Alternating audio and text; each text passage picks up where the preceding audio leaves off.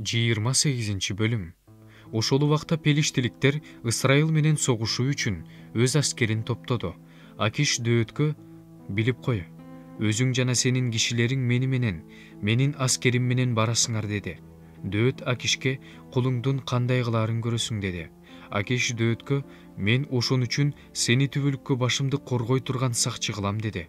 Шемуэль каза болуп, бүт Ысрайыл аза күтүп, аны өзүнүн шаары Рамага коюшту. Шабул болсо өлкөдөн сыйкырчылар менен төлгөөчүлөрдү кууп чыкты.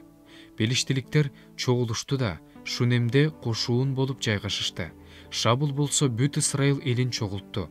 Алар Гилбояда кошуун болуп жайгашышты. Шабул пелиштиликтердин кошуунун көргөндө коркуп, жүрөгү болк дей түштү. Ошондо Шабул Теңирге кайрылды.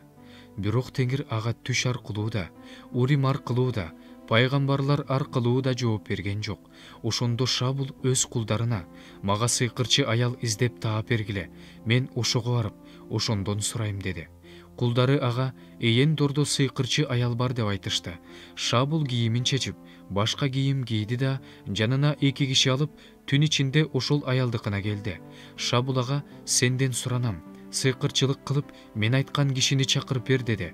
Бирок аял ага Шабулдун эмне кылганын, сыйкырчылар менен төлгөөчүлөрдү өлкөдөн кандай кууп чыкканын билесиң. Сен эмнеге мени өлтүрүш үчүн тор жайып жатасың деди. Шабул сыйкырчы аялга Теңир менен ант берип: «Теңир тирүү, бул иш үчүн сен жазаланбайсың» деди. Ошондо аял: «Сага кимди чакырып берейин?» деп сурады. Ал ага: «Мага Шемуэлди чакырып бер» деди. Аял Шемуэлди көргөндө катуу кыйкырып жиберди. Анан аял Шабулга кайрылып: «Сен эмнеге мени алдадың? Сен Шабул турбайсыңбы?» деди. Падыша андан: «Коркпо, сен эмнени көрүп жатасың?» деп сурады. Аял Шабулга: «Жерден чыгып келе жаткан Кудайга окшогон бирөөнү көрүп жатам» деп жооп берди.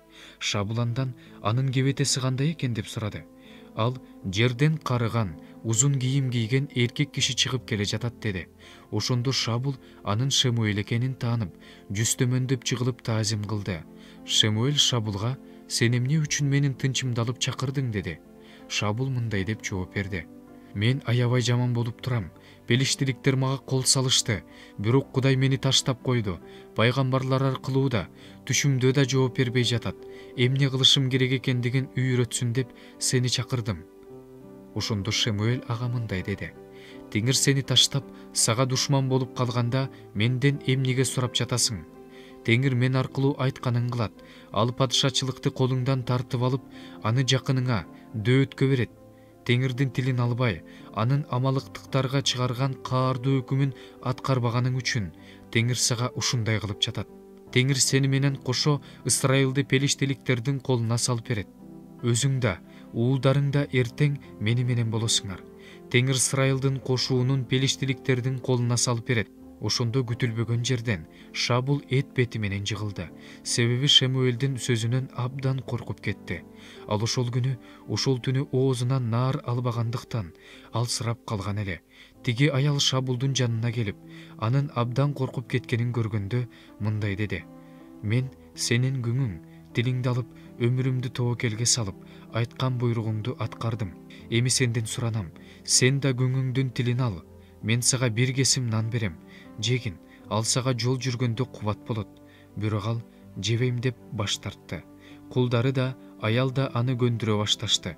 Ошондо ал алардын тилин алып туруп келип төшөккө отурду. Аялдын үйүндө бордолгон торпогу бар болчу. Ал аны мууздоого шашты. Ун алып жууруп, ачыткысыз нан бышырды. Анан Шабулдун жана анын кулдарынын алдына койду. Алар жешти. Анан орундарынан туруп, ошол эле түнү кетишти.